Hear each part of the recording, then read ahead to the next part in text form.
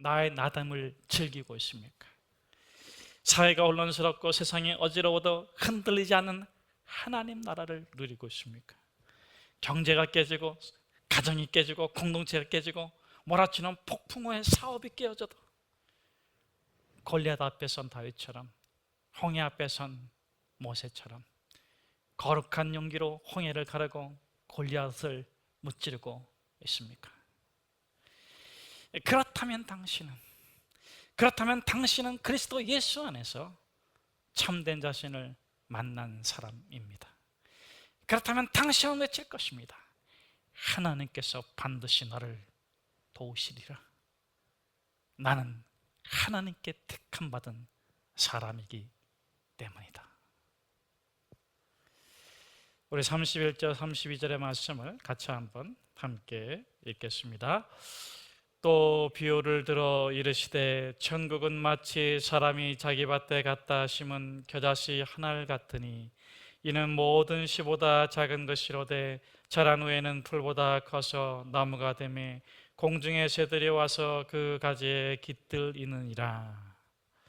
오늘 본문에서 예수님께서 천국에 대해서 말씀해 주십니다. 그런데 겨자씨 비유로 말씀해 주고 계세요. 여러분, 당시 겨자씨가 어떤 가치인지 아십니까? 겨자씨는 보이는 것과 보이지 않는 것의 경계입니다. 그러니까 사람들은 겨자씨부터는 세지 않았습니다. 셀 필요가 없는, 셀 가치가 없는 것이 겨자씨입니다. 그렇다면 왜 예수님께서 천국을 겨자씨에 비유한 것일까요? 천국은 대단한 것 아닙니까? 놀라운 거잖아요. 누구나가 누리고 싶어 했는데 그 천국 안타깝게도 너무나도 많은 사람들이 누리지 못하고 있기 때문에 그렇습니다. 왜냐하면 천국이 없는 것이 아니라 겨자씨처럼 작고 보잘것없는 자기 자신을 인정하지 못하고 사랑하지 못하기 때문입니다.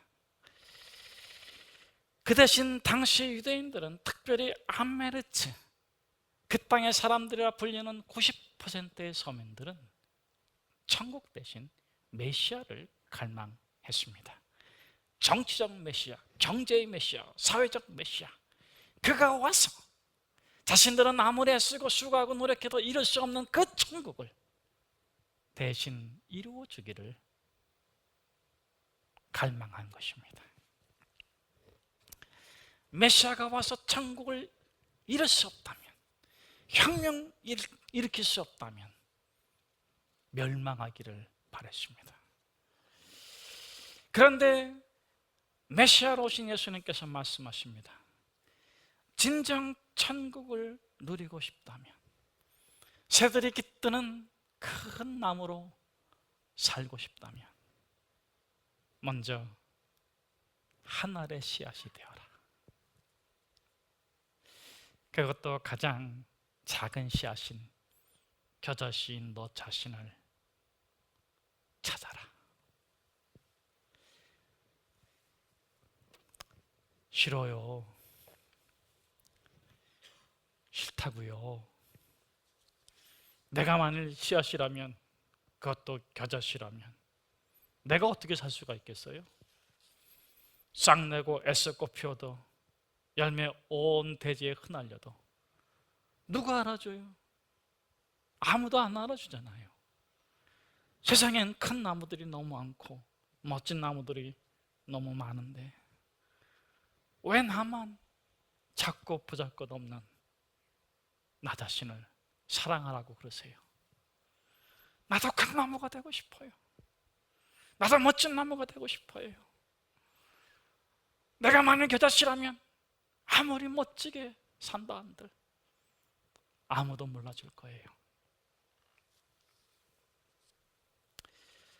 어쩌면 우리는 이처럼 우리 자신이 또 다른 전제가 될 수 없음에도 우리 자신의 자금이 믿고 우리 자신의 못남이 미운 겨자씨, 싫다고 말하는 사람이 있다면, 저는 예수님이 전하는 복음을 나태주의 시어로 전하고 싶습니다. 기 죽지 말고 살아봐. 꽃 피워봐. 참 좋다. 작아도 이름을 알면 친구가 이웃이 되고, 색깔을 알면 친구가 되고, 그리고 이건 비밀인데 사연을 알면 연인이 된다. 아무도 몰래 피었다지는 들꽃, 사랑받을 자격이 없을까요? 있다면 아무도 몰라주는 들꽃의 그 겨자 씨앗의 가치는 무엇일까요? 가치를 말하기 전에 얀테의 법칙을 소개해드리고 싶습니다. 여러분, 얀테의 법칙 아세요? 얀테의 법칙은 자기 자신을 스스로 가장 작은 겨자씨로 여기며 살아가는 삶의 문화를 말하는 것인데요. 여러분, 그렇게 자기 자신을 겨자씨처럼 취급하고 여기고 살아가는 사람들이 정말 있을 것 같아요? 없을 것 같다고요? 있어도 아주 그냥 그 밀림 속 정글 속에 사는 부족이나 경제적으로 궁핍한 족속 같다고요? 여러분, 놀라지 마세요. 얀테 법칙을 따르는 사람들은 지금 전 세계 인구, 세상이 가장 부러워하는 스칸디나비아의 반도의 북유럽 사람들이에요. 특별히 이런 나라 아세요, 여러분? 덴마크, 스웨덴, 노르웨이, 핀란드. 자, 그러면 여러분도 이제 얀테의 법칙을 따라 살고 싶은 마음이 생겼다고요? 제가 10가지 읽어드릴 테니까 거기서 몇 가지 동의하는지 한번 셀프 체크해 보세요. 첫째, 당신이 특별하다고 생각하지 말 것. 둘째, 당신이 우리들만큼 좋다고 생각하지 말 것. 셋째, 당신이 남들보다 더 똑똑하다고 생각하지 말 것. 넷째, 당신이 남들보다 더 훌륭하다고 생각하지 말 것. 다섯째, 남들보다 더 많이 알고 있다고 여기지 말 것. 여섯째, 남들보다 더 중요하다고 생각하지 말 것. 일곱째, 당신이 모든 것을 잘한다고 생각하지 말 것. 여덟째, 그만하라고요? 안 하겠다고요? 들어보세요. 우리를 비웃지 말 것. 아홉째, 당신이 누구를 도와줄 수 있다고 생각하지 말 것. 열째, 당신이 우리를 가르칠 수 있다고 생각하지 말 것. 그리고 보너스로 하나 더 하겠습니다. 당신이 당신 자신을 잘 알고 있다고 생각하지 말 것. 그럼 어떻게 생각해야 돼요? 튀어야 살고 주목받아야 살아남고 무엇인가 액션을 취해야 밥 한 끼락도 얻어먹는 현실 아닙니까? 고전적 용어로 표현한다면 자기 PR 시대입니다. 그런데 이 얀테의 법칙은 우쭈쭈 법칙과 정반대예요. 잘 살기 위해서는 더 똑똑해지지 마라. 잘 살기 위해서는 더 지혜롭지 마라. 잘 살기 위해서는 더 나대지 마라. 그저 너 자신을 부족하고 별볼일 없고 작은 자로 취급해라.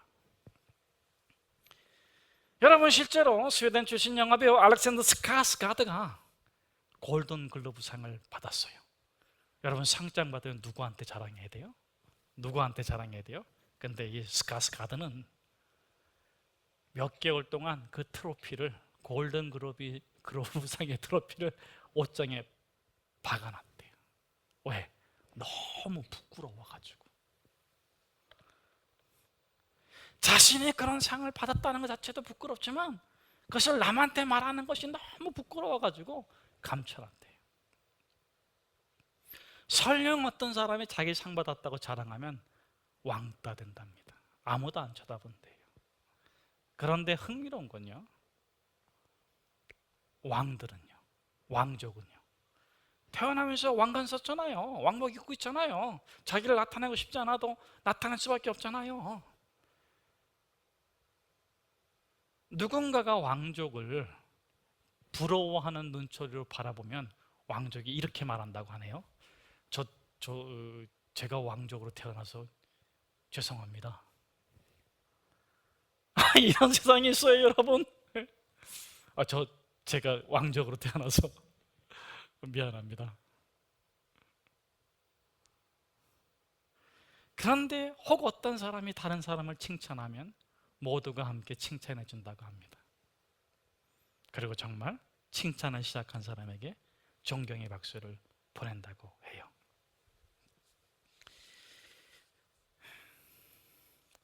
왕족이 특별한 것이 아니다.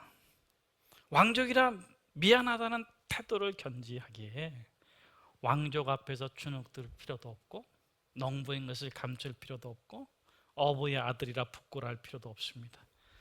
그저 서로가 서로를 있는 모습 그대로 받아주고 오열이나 족보를 따지지 아니하고 서로를 존경하고 축복하며 삶을 살아갈 수 있습니다. 얀테의 법칙. 나는 아무것도 아니야. 하지만 나는 나야. 내가 내게 주어진 삶을 최선을 다해 사는 것이, 그게 성공이다.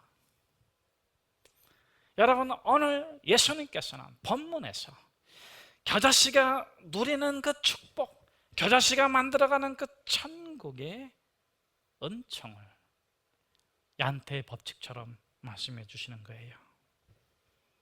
나는 아무것도 아니야. 난 그저 적은 겨자씨일 뿐이야. 최악의 극단적인 실망스러운 상황에 대비되어 있기에 작은 일이든 큰 일이든 개념치 않습니다. 혹 놀라운 일이 벌어졌다 할지라도 당황하지 않고 담담하게 대처하며 살아가는 거예요. 자, 이것을 줄리 노럼이라는 심리학자가 이렇게 정의했습니다. 부정적 사고의 긍정적 힘. 어쩌면 이 얀테의 법칙은 반지의 제왕이나 킹 아더처럼 특별한 사람, 특별한 능력을 부정하는 것입니다. 얀테의 법칙을 따르는 사람은 모험할 필요도 없고 도전할 필요도 없고 특별한 존재가 되기 위해서 특별한 무엇을 찾고자 할 필요도 없습니다. 하늘을 나는 망토나 성배를 찾을 필요도 없고 신비의 약초를 찾아갈 필요도 없습니다. 어쩌면 이것은 틀림없이 욕망의 거세요, 도전의 거세요, 모험심의 거세입니다. 그러나 그로 인해서 너와 내가 다르지 않고 서로가 똑같은 존재로 바라볼 수 있습니다. 여러분, 도전 모험은 그 다음에 해도 좋잖아요. 꼭 내가 우위를 참여한 다음에, 꼭 내가 아더의 검을 쥔 다음에 모험해야 되겠습니까? 도전해야 되겠습니까? 모험은 그 다음에 해도 좋지 않은가?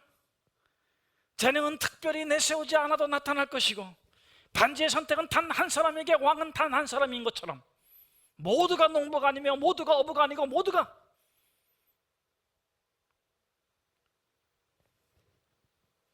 목공소가 아닐 것입니다. 자신에게 주어진 대로, 하나님이 주어주신 대로 자신을 사랑하고 최선을 다해 살아가는 최상의 삶. 그러므로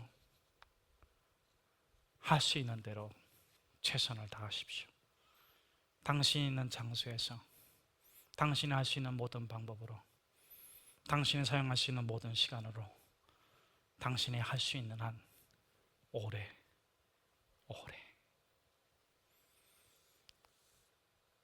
난 하늘의 겨자씨이다. 그 이상도 그 이하도 아니다. 이것이 나의 자부심이고 겸손이고 자랑이고 부끄러움이며 꿈이고 현실이다. 내가 소중한 것처럼 당신은 소중한 존재입니다. 내가 건강하기를 원하는 것처럼 당신도 건강해야 됩니다. 내가 나쁜 일이 생기면 안 좋은 것처럼 당신에게도 나쁜 일이 생기면 안 좋을 것입니다. 당신은 나와 더불어 이어진 생명이고 나와 더불어 이어진 행복이고 당신은 나와 함께 이 온 우주를 이루어가는 퍼즐의 조각입니다.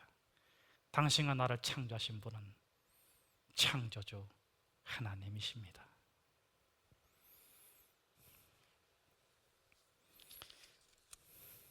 여러분, 이제 겨자씨의 가치에 대해서 한번 알아볼까요? 여러분, 이제 겨자씨로 살아갈 마음 준비됐죠? 겨자씨의 가치는 오늘 본문에 따르면 첫째, 희소성의 가치입니다. 여러분, 겨자씨가 얼만큼 많다고요? 인간이 얼만큼 많다고요? 분명한 것은 셀 수 없이 많습니다. 그런데 오늘 본문에서 이렇게 예수님께서 말씀해 주십니다. 셀 필요도 없는, 가치 없는 그 겨자씨를 주인이 선택해서 어디다 심었다고요? 어디다 심었다고요? 지옥에다 심었습니까? 수렁에다 심었습니까? 자기 집, 아브라함의 집, 천국에 심었다. 누가 당신을 선택했다고요? 누가 당신의 이름을 불렀다고요? 누가 당신의 존재를 바라보신다고요? 누가 당신의 우편의 그늘이 되어주신다고요? 누가 당신을 의의 오른손으로 이끌어 가신다고요? 누가 당신의 가정을 지켜주신다고요? 누가 당신과 함께 하신다고요? 누가 당신을 즐거워하신다고요? 누가 당신을 기뻐하신다고요? 너무나도 많은 사람이 있지만, 무수히 많은 겨자씨가 있지만 어느 주 만물에 오직 당신이 전부인 것처럼 예수 그리스도는 당신을 위해서 십자가의 대가를 치르셨습니다. 그것이 당신의 가치입니다. 둘째, 겨자씨의 가치는 겨자씨만의 가치가 아니라 겨자씨를 선택한 자의 가치로 바뀝니다. 하나님이 당신의 이름을 부르는 순간 당신은 죄의 아들이 아닙니다. 사망의 아들이 아닙니다. 지옥의 아들이 아닙니다. 하나님이 당신의 이름을 부르는 순간 당신은 하나님의 아들이고 보배로운 사람이고 하나님과 동등된 하나님의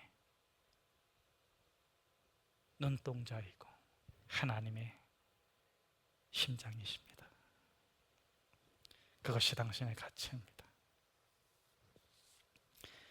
셋째,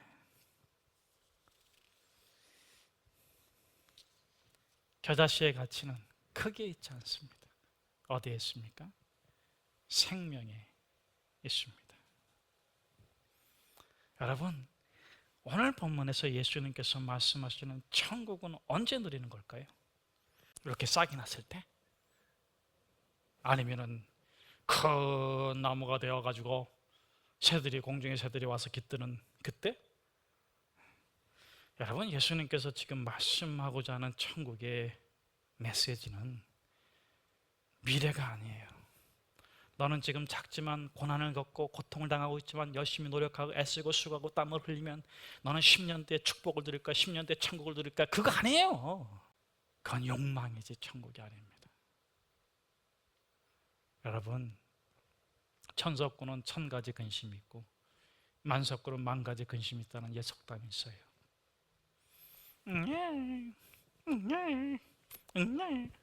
아이고 예쁘다. 왜 예뻐하는지 아세요? 첫 번째 이유는 순진무구하기 때문에 아무것도 구애받지 않고 자기 존재를 누리고 있잖아요. 왜 좋아하는지 아세요? 나도 저렇게 되고 싶으니까. 그런데 그렇게 될 수 없게 만드는 너무 많은 짐들이 어깨에, 가슴에 있어. 여러분, 예수님께서 오늘 본문을 통해서 너가 비록 가장 작지만 풀보다 커져서 나무가 된 다음에 너에게 새들이 와서 깃들면 그때 행복해라. 그게 아니에요.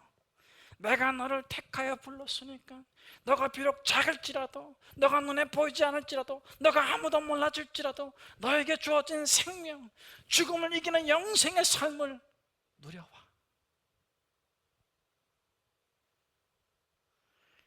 너가 껍질을 깨트릴 때에 즐거워해. 너가 싹을 낼 때에 기뻐해라. 때로 폭풍우가 치고 자기라는 태양 앞에서 견디지 못해서 시들고 괴롭고 힘들 때에도, 그때에도 너 안에 있는 생명을 느껴봐. 너는 하나님이 택했기 때문에 죽지 않아. 너는 광야에 버려진 것이 아니라, 사막에 버려진 것이 아니라, 해변가에 버려진 것이 아니라, 산꼭대기에 버려진 것이 아니라, 너는 주인의 밭에 심겨져 있어. 전능하신 하나님이 너를 선택하고, 전능하신 하나님이 너를 이끌어가고, 전능하신 하나님이 너를 반드시 도우실 거야. 그 누가 정죄하리요? 어렵다 하신 이는 하나님이시니 그 누가 끊으리요? 정사나 권세나 사망이나 죽음이나 높음이나 깊음이나 그 어떠한 것도 당신을 선택하신, 당신을 정원에 두신 하나님의 사랑에서 끊을 수 없음을 신뢰합니까? 그렇다면 뛰어내려, 뛰어내려, 뛰어내려. 자살하라는 거 아니에요, 이거. 하나님이 당신의 날개가 되어주심을 신뢰하고 뛰어내려. 제가 가끔 가다가 후회 아닌 후회를 하는 게 있어요. 제가 어렸을 적에, 아이들이 어렸을 적에 제가 뉴질랜드에 갔었던 적이 있는데, 그 뉴질랜드에 가면서 번지 점프가 처음으로 시작된 강을 건너가게 됐어요.